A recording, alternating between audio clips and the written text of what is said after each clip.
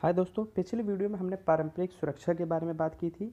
अब इस वीडियो में हम अपारंपरिक सुरक्षा के बारे में बात करेंगे। तो अपारंपरिक सुरक्षा को बात करने से पहले हम अपारंपरिक खतरे जान लेते हैं। तो जो अपारंपरिक खतरे उसमें एक अकाल है, महामारी है, आपदा है, ग्लोबल वार्मिंग है। और इन समस्या का समाधान एक देश अकेला नहीं कर सकता। जो ग्लोबल वार्मिंग है सभी देशों को मिलकर करना पड़ता है और ये बहुत बड़ी समस्या है। और इसके समाधान के लिए अपारंपरिक सुरक्षा के उपाय कौन कौन से हैं तो देखते हैं। तो पहला, अंतर्राष्ट्रीय संगठन को मजबूत करना।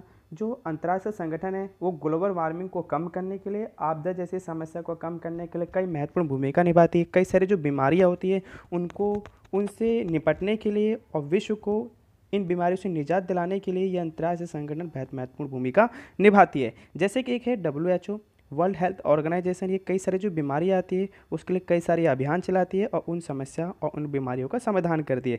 अगला है UNO, एक ये भी संगठन है जो बहुत महत्वपूर्ण भूमिका निभाती है। आगे देखते हैं। आगे पर्यावरण सुरक्षा के लिए सभी देशों को सामने आना। देखो, सामने आने का मतलब है कि पर्यावरण सुरक्षा को बचाया जाए और सब देश आगे भी आए हैं, ऐसी बात नहीं है। पर्यावरण को बचाने के लिए कई सारे सम्मेलन भी किए गए, जैसे एक पृथ्वी सम्मेलन, एक क्योटो प्रोटोकॉल सम्मेलन। आप जानते होंगे इनके बारे में, उम्मीद करता हूँ। तो ये क्या है, पर्यावरण को बचाने के लिए कई देश आगे आए। इसमें मैं आपको एक चीज़ और बताऊँ, ये आरोप लगाया जाता है कि पर्यावरण को जो सबसे ज़्यादा जो नुकसान पहुँचा है वो विकसित देशों ने पहुँचाया है। इसलिए उनका फ़र्ज बनता है कि विकसित देश पर्यावरण सुरक्षा के लिए सबसे ज़्यादा धन या दान दे। अगला, प्रकृति नियमों का पालन। जब मानव प्रकृति नियमों का पालन नहीं करता है तो कई सारी आपदाएं और कई सारी महामारी का जन्म होता है। वर्तमान में जो चीन में जो कोरोना वायरस उत्पन्न हुई वो प्रकृति नियमों का पालन ना करने के कारण ही हुई। अगला, जो ग्लोबल वार्मिंग हो रहा है, जो तापमान बढ़ रहा है, ये सब क्या है, प्रकृति नियमों का उल्लंघन जब नहीं होता है तो ऐसी ही कई कई सारी समस्या उत्पन्न होती है। और जब ये समस्या उत्पन्न होती है तो प्रकृति इसकी भरपाई के लिए खुद ही आगे आती है और इसकी भरपाई करने के लिए मनुष्य से केवल एक ही चीज़ की मांग करती है, मतलब मानवता से सिर्फ एक ही चीज़ की मांग करती है और वह है मौत का मंजर। आप जानते हो कितने सारे लोगों की मौत हो जाती है। आगे है गरीब देशों की मदद करना। गरीब देशों से कई सारी समस्या निकल के आती है, कई सारी बीमारी निकल के आती है और इनकी जनसंख्या बहुत तेज़ी से बढ़ती है। तो ये सारी क्या है, ये बहुत बड़ी समस्या है। तो गरीब देशों की मदद की जाए, उनका विकास किया जाए।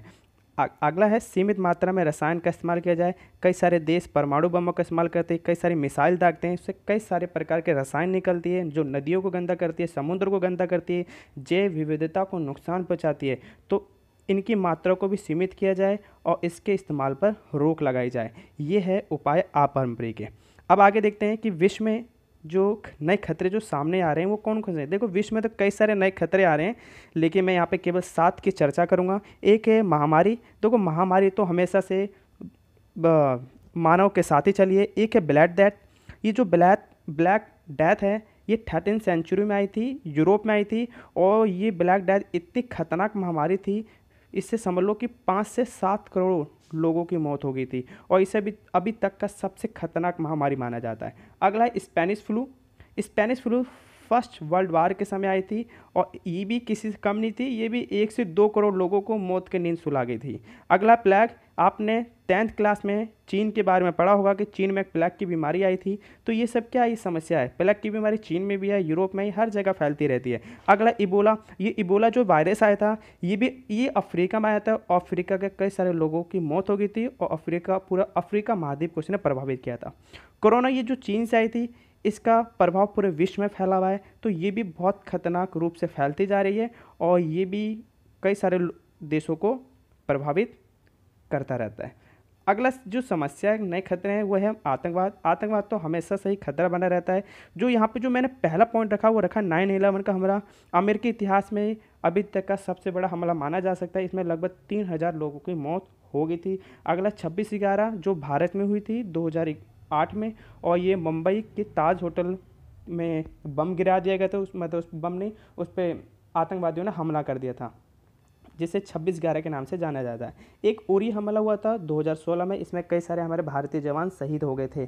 अगला पुलवामा हमला, इसमें भी हमारे कई सारे जवान शहीद हो गए थे। ये सब आतंकवादी गतिविधियाँ। अगला है मानवाधिकार। मानवाधिकार होता है क्या? मानवाधिकार होता है कि धर्म, जाति, लिंग में भेदभाव किए बिना सभी मनुष्य और सभी मानव को उपलब्ध करवाए जाते हैं, ये दिए जाते हैं, उसे मानवाधिकार कहते हैं। यहाँ पे लिखा है इसके बावजूद भी महिलाओं की तस्करी अभी भी जारी है, उनके जीने के अधिकार को छीना जाता है, बाल मजदूरी है, बाल सैनिक भर्ती है, मतलब बचपन में ही बच्चों को, ये बालक जो होते हैं उनको सैनिक में भर दिया जाता है और उनके जीवन के सबसे अनमोल चीज़ बचपन में उनसे छीन लिया जाता है। तो ये भी बहुत बड़ी समस्या है, कई सारे देशों में ऐसी गतिविधियाँ जारी है। तो ये भी एक नए नए खतरे उभर के विश्व के सामने आ रहे हैं। अगला समुद्री स्तर, एक अनुमान के अनुसार ये कहा गया है कि अगर समुद्र का स्तर 2 मीटर ऊपर उठता है तो समझ लो कि बांग्लादेश का 20% भाग डूब जाएगा, थाईलैंड का 50% भाग डूब जाएगा, और जो मालदीव है भारत का पड़ोसी देश जो श्रीलंका के नज़दीक पड़ता है, ये भी पूरी तरह से डूब जाएगा, ये पूरी तरह से डूब जाएगा। तो ये भी बहुत बड़ा खतरा है। तापमान बढ़ता है, हिम पिघलता है और समुद्र स्तर बढ़ता है। अगला जनसंख्या बढ़ना, देखो जनसंख्या तो हमेशा से समस्या रही है, क्योंकि जनसंख्या बढ़ रही है लेकिन संसाधन नहीं बढ़ रहे हैं। अभी तक की जो विश्व की जो सबसे ज़्यादा जो जनसंख्या है वो चीन में 1.4 अरब, अगला जो इसके बाद जो दूसरे नंबर पर वो है भारत है अपना, वो है 1.3 अरब। एक अनुमान के अनुसार ये कहा गया है कि विश्व की जो आधी जनसंख्या केवल 6 देशों में निवास करती है। अगर मैं बताऊं विश्व की आबादी कितनी है तो 6 से 7 अरब के बीच है, और उसकी जो आधी आबादी है केवल 6 देशों में निवास करती है। और वो 6 देश है कौन से, तो देखो 6 देश में एक चीन है, एक भारत है, एक पाकिस्तान है, एक बांग्लादेश है, इंडोनेशिया, एक नाइजीरिया है। तो ये भी समस्या है।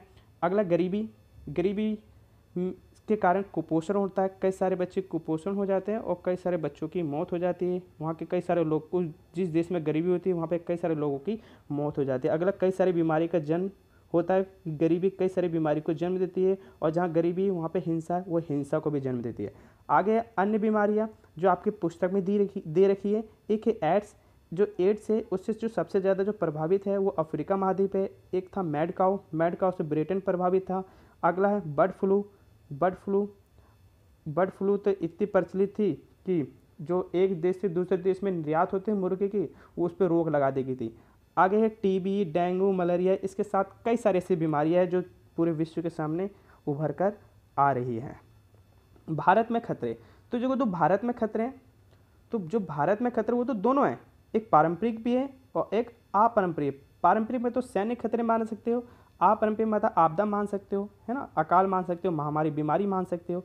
पारंपरिक खतरे के लिए क्या कर रहा है और अपारंपरिक खतरे के लिए भारत कौन कौन सी रणनीति अपना रहा है, इसकी हम नीचे चर्चा करते हैं। तो देखो यहाँ पे लेकर सैनिक बलों का आधुनिकीकरण।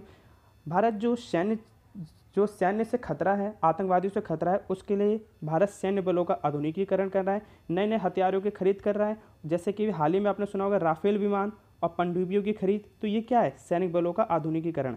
अगला अंतर्राष्ट्रीय संगठन को मजबूत करना। भारत हमेशा से ही संयुक्त राष्ट्र संघ जो है उसको हमेशा से मजबूत करने की कोशिश करता है। मैं आपको एक चीज़ और बताऊं, इस संगठन की स्थापना 24 अक्टूबर 1945 को हुई थी और 6 दिन बाद ही 30 अक्टूबर 1945 को इसका सदस्य बन गया था, जो ये बयान करता है कि भारत हमेशा से इनके नियमों का पालन करता है और इनको मजबूत करने के लिए हमेशा तत्पर रहता है। यहाँ तक कि इसका जो बजट आता है उसमें हमेशा से भारत योगदान देते हुआ है और कभी भी इसके बजट भुगतान में देरी नहीं की।